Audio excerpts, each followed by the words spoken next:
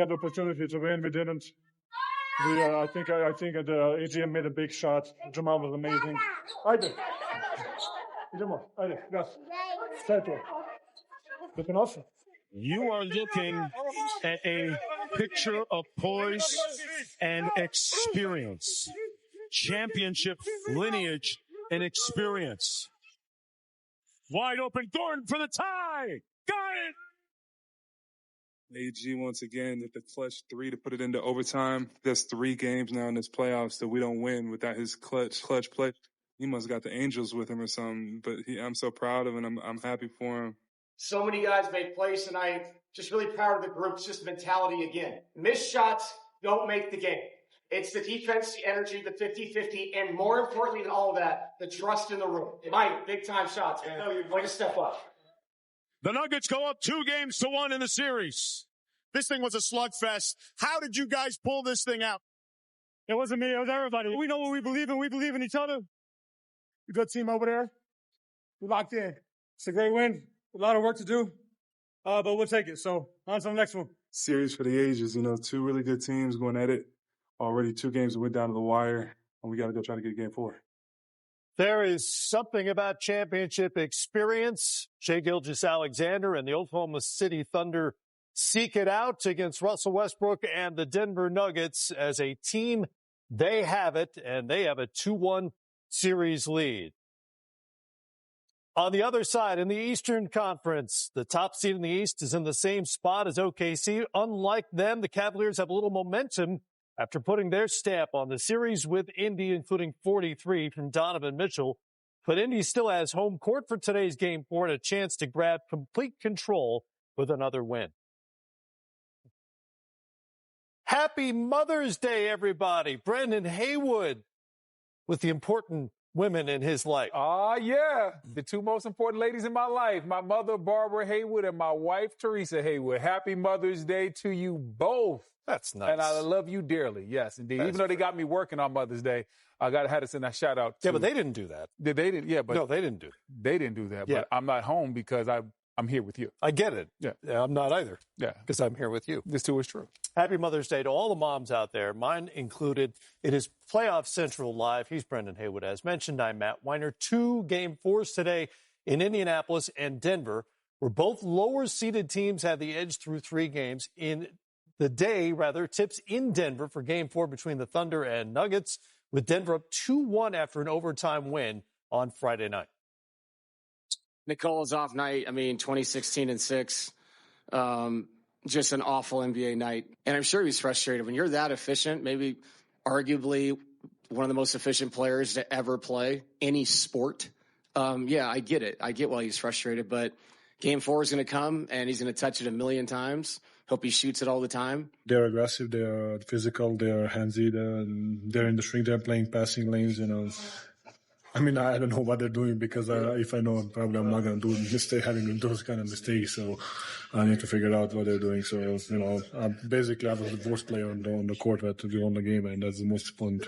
One thing that it takes to be a great team is you get taken to the limit in the playoffs, and you've got to rise to the challenges that you're confronted with. We have to embrace what this is. It's the playoffs. It's the highest level of basketball. It's incredibly challenging. And this is how you become stronger as a team, is you learn from these experiences, you stand up to them, and you improve. And that's our challenge right now. As a team, we know it's just not easy. Not everything's all sunshine and rainbows.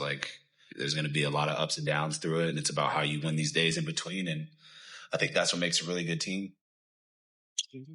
Well, one item on the OKC to-do list for Game 4, score. Score more efficiently. They shot under 39% and scored 45 fewer points than in Game 2. Obviously, Brendan, they're not going to score 149 in every game in this series, but sub 39% shooting and the execution down the stretch were real problems, and the inefficiency of their best player was a problem. And a lot of that had to do with, when you talk about the inefficiency of Shai Gilgeous-Alexander in that offense, it had to do with what Denver was doing defensively.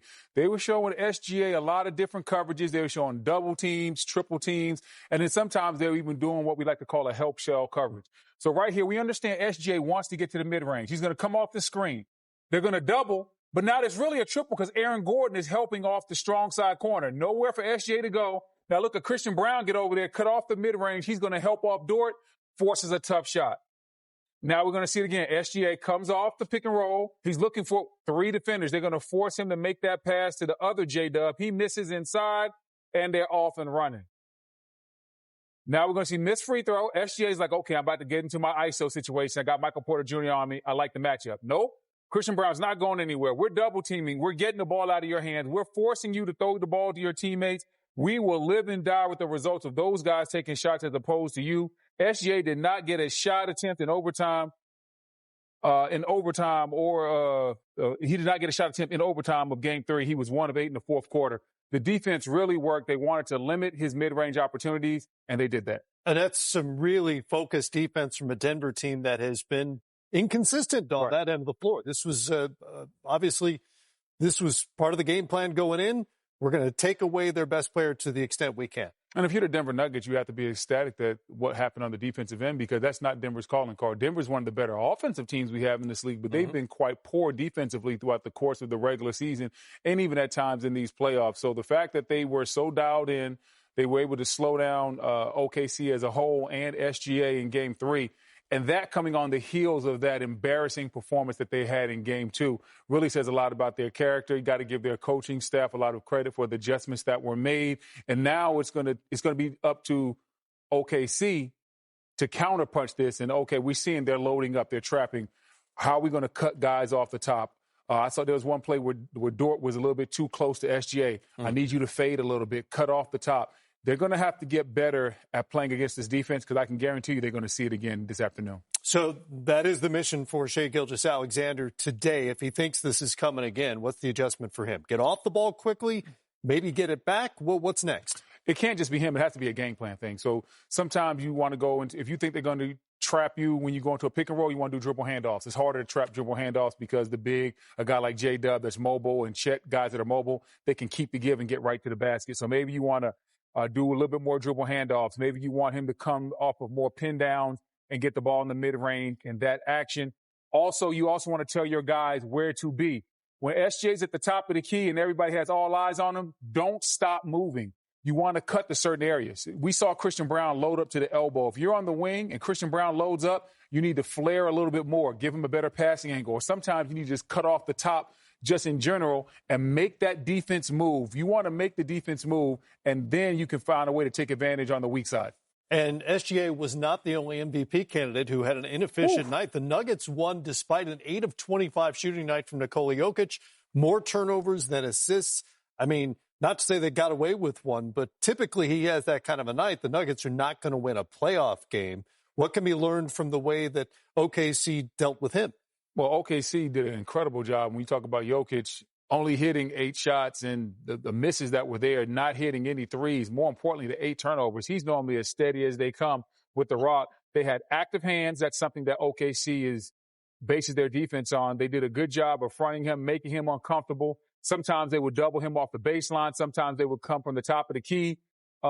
They would get underneath him. They would get physical. Sometimes there'd be 2 guys guarding him before he even got the ball. A player like Jokic, you have to throw the whole kitchen sink at him, see what's working, and give him different looks. If you give him a steady diet of anything, he'll figure out a way to make an adjustment. But if you say, hey, in the first quarter, we're going to double him. Second quarter, we're going to double him, but we're going to come from the baseline. You want him thinking the whole time, not getting comfortable. And Jokic did not look comfortable at all in Game 3. And Denver was still able to win. And in the meantime, Jamal Murray, who's a playoff performer, pretty spectacular. I thought this was a series where OKC has so many good perimeter defenders, they could almost take him away. And yet he comes up with 27 in the win for Denver. The Cleveland Cavaliers are on the board in the Eastern Conference semifinals. They take Game 3 in authoritative fashion. Donovan, what's the energy going into Game 4? Got to repeat this. Repeat the same effort, same energy. It's great to have those guys back. We got to do it again. I thought tonight he was probably the best I've seen him all year, especially with the pressure they were putting on him. He helps guys understand where they need to be, what they need to do. He's constantly coaching those guys, and it's a huge, huge help. I don't want to hear me talk. I want to hear you talk. Max, what do you got? So your win. Do it again on Sunday. That's it. Do it again. That's it. Ain't nothing else. Do it again. That's it. I got one thing to say.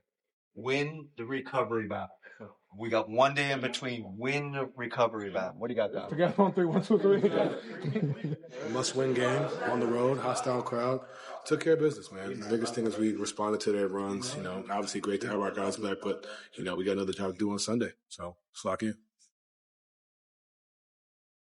Playoff Donovan was at it again Friday with 43 points to get the Cavs back in their second-round series. Since the 2020 bubble, only Jalen Brunson and Luka Doncic have more 40.5 assist postseason performances, and Donovan's done it twice in a row in this series. And yet, the Cavs still need to win tonight to even up their series with Indy and reclaim home court. You let one slip at home. Let the fans down at home, man. So we got to, you know, find a way to bounce back, and we did. But ultimately, all we did was win one game. We got to do it again. Understanding that the next one's going to be the hardest game of the series. You know what I mean? And the next one after that's going to be the hardest game. So we did a job, and we got to keep going. We haven't done anything. We're still down a game. So got to come in here Sunday with the same attitude, same mindset, and same physicality that we play with, and just bring it again in another level. It's great that we won 2 games in a row, and like everything, you know, everybody, I'm sure everybody's excited, but we have a team on the other side that wants to accomplish something too, and it's going to be a fight, and we got to be the team that fights the most and fights harder, and I think we're going to do that next game. We're still in a good spot. You know, if I would have told you a week ago we'd be up 2-1 with a game at home, you would like where we are. I think as a competitor, you want to play against the best, and it's the best team in our conference, and, you know, we knew they were going to respond the right way, and they did, and so now it's on us to respond the right way. This series definitely took a turn in Game 3. The Cavaliers were healthy for the first time this series. They out-rebounded Indiana by 19, got off 20 more field goal attempts because of those rebounds, plus 22 on second chance points. But there's a reason they brought in Donovan Mitchell when they did, and he's shown it in the playoffs because there are only so many teams in the league who have a guy like that. Listen, Donovan Mitchell is truly a special basketball player and a big-time playoff performer. He saved some of his best performances for the playoffs, and last game he did not disappoint. Coming off of 48 points, how do you follow that up, Matt? With 43. You see him right here, comes off, attacks the defense. He's going up to dunk this midair, makes the decision, you know what, I'm just going to lay it up, hang in there. Nice basket. Now he throws it away, comes off the back screen. He's going to read the defense, get to his area. Nembhard just a little bit too late. Donovan Mitchell's too hard. You got to be there on the catch. Mitchell makes him pay yet again. This time he's going to split the double team. Kind of loses it, gets the ball again. He's so fast, quick, and athletic. He's able to turn that corner on a play like that and get a layup on the glass before Obi Toppin can even react on the weak side. The game plan coming into the season was for Donovan Mitchell to do less because they wanted to empower guys like Garland. They wanted to empower guys like Mobley. Mm-hmm. But let's not get it twisted. When asked to do more, Donovan Mitchell always can, and he will. We've seen it the last 2 games. He's stepping up. He was an absolute problem. He's a tone setter. He is setting the tone right from the jump. Yeah, I was doing less before, but you know what? Garland's a little bit hurt. Mm-hmm. I got to make sure I bring my young fella Mobley along with me. I'm going to set the tone from start to finish. That's what he's done the last 2 games. And right now, they're in a position to tie this thing up, and it'll be interesting to see what adjustments Rick Carlisle and his staff make because they're going to have to show Donovan Mitchell a lot more extra attention. When somebody goes for back-to-back 40-point games against you, you have to switch to coverage. Hard to ignore that. He is a proven playoff scorer, and there are only so many players in the league you can turn to and say, I want you to take close to 30 shots tonight and help us win this game. But having said that, the health is a big deal for Cleveland. The return of Evan Mobley, obviously huge. Yeah, when you get Evan Mobley, when you get Garland back, you're obviously a different team. They went down 0-2, but it wasn't because they were just playing awful basketball. It was because they didn't have key contributors. These aren't just role players. These are all-star level performers that were not available. And you get those guys back, and they're able to step up. I know Garland had the best shooting game, 3 for 11, but he still had his 10 points. Evan Mobley came in. 18 points, 13 rebounds, 5 on the offensive end. That's huge. You talk about the advantage that they had in the paint and how many more shots they got up. A lot of that comes down to a guy like Evan Mobley being in there helping give them that advantage. So they definitely missed those 2 guys in the first 2 games of the season. They were back in Game 3, and you saw what the result was. You mentioned Rick Carlisle. He's been around a long time. He's been through these ups and downs in a playoff series many times before. What do you expect from the Pacers today? I expect them to throw a bunch of different coverages at Donovan Mitchell. They might load up a little bit more. They might be a little bit more aggressive. Rick is really big on attention to detail. You saw some of those plays when they did have two guys up. Donovan Mitchell was able to split the trap. I guarantee you Rick's going over the film like, listen, guys, when we have two guys on Donovan Mitchell, we have to make him pass that ball. We can't let him split the trap and turn the corner and end up with a layup on the weak side. That double team has to result in somebody else getting a shot attempt. That's the whole reason for the double team. Right. So for Rick Carlisle, it's going to be a lot of different coverages, but more importantly, attention to detail. When we call a trap, when we load up and help, the help has to be in the right position, and we can't let Donovan Mitchell beat the help side defender. Also, it doesn't take a lot to point out to your team the rebounding disparity. That's an easy sell, right? If you rebounded the way they were in Game 3, figure that will turn around a little bit on their home floor in Indianapolis. 2 Mother's Day games, and before those games, some of the participants talked about their moms and what they mean to them. Shout out to my mom on Mother's Day. Thank you for everything you sacrificed and you've given to me and my brother. We wouldn't be here without you. Treat your mothers, man. Get her some chocolate, get her some flowers, make her some breakfast in bed. They do so much for us, more than we even give them credit for.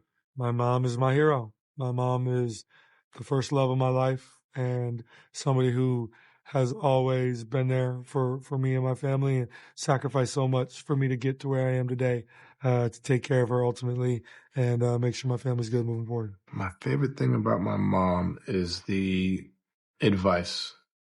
Sometimes you want it, sometimes you don't, but you always need it, I feel like. The other 2 Game 4s of this round are coming up tomorrow night on ESPN. Boston won convincingly at Madison Square Garden yesterday to cut the Knicks lead to 2-1. Well, the Warriors, playing without Steph Curry, are facing a 3-1 deficit if they can't beat the Timberwolves on the road. Boston offense broke out a comfortable win on the road. How does the series change as a result of what happened yesterday? I think if you're the Knicks, you have to look at the tape and say, hey, we got up in this series, but Boston had a lot of clean looks that they didn't knock down in Games 1 and 2. In Game 3, they knocked those shots down. So we have to figure out how can we make the three-point shots a lot more contested. The three-point looks that Boston got, especially to start the game off, were absolute layups. They were easy shots. Those were practice shots. So I think that's one of the biggest things from the Knicks' standpoint. Hey, how can we make these three-point looks contested? We understand they live and they die by the three, but we just can't hope that they miss. We have to make them miss. The reality from the three-point shooting is probably somewhere between Games 1 and 2 and Game 3 when they hit 20 of 40. But on the other end, they also held the Knicks to 40% shooting. Meanwhile, Golden State is in a tough spot right now. Feels like a must-win situation tomorrow night. Steph Curry is not going to play in that game and maybe not going to play in a Game 6 when they get to that. How do the Warriors turn this around? The only way the Warriors are going to be able to turn this around was the way they were able to hang in this game. Slow it down, muck it up, make it a defensive ball game. Got to have big performances again from Jimmy Butler. And not just Jimmy Butler, but also Jonathan Kuminga, who had 30 points off the bench. That's the way they win the game. Kuminga, he moves absolutely different than any other Golden State Warrior. He has to get more minutes, more shot attempts, more opportunity. Steve Kerr has no choice but to play this man and unleash this man right now. And hopefully he can continue playing at a very strong and a very high clip the way he did the last couple of games. And then they also need Jimmy Butler to do what he did. He understood the assignment right from the jump. He was very aggressive. He wasn't probing. He wasn't looking to get guys involved. He knew there's no Steph Curry. I have to be ultra aggressive. Anthony Edwards was great in that second half. Here's Butler going to work. The playoff experience, so a different level of aggression as he understands now with Curry out there, he's going to have to create a little more. Yeah, like I said, with no Curry out there, Jimmy definitely has to create a lot more. And like I said, he did understand the assignment. He wasn't – sometimes Jimmy feels his way in the basketball games. He does just what the team needs. He didn't do that this game. About 35 minutes away from Game 4 in Denver for the Thunder and the Nuggets as we hit the break.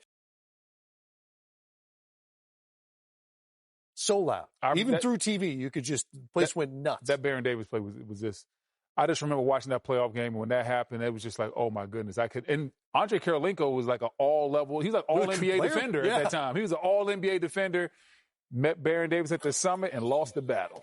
All right, Game 4 is today. Who you got? OKC or Denver? You know what, man? I'm going to go with I'm going to go with Denver, man. I don't believe that Joker can play that poorly again. I think Joker's going to come out and have a big-time game. I think OKC comes back. And the other game, Cavs, Pacers? I'm going to go with the Cavs. Cavs are healthy. Let me get the Cavs. I agree. Don't tell Rick Carlisle I said that, though. I won't.